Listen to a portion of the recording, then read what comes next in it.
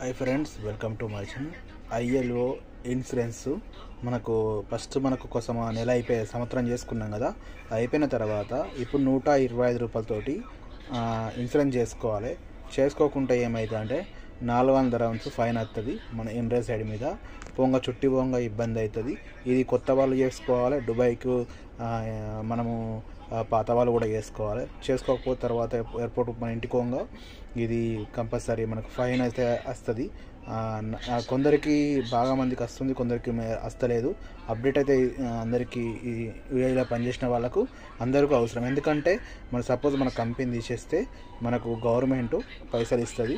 ఒకవేళ నీ కంపెనీలో జీతం లేక పని లేక 3 నెలల జీతం ఇచ్చి నీకు ఏమేమి ఉన్నాయో అన్ని ఇచ్చి పంపిస్తుంది. ఇది గవర్నమెంట్ రూలు.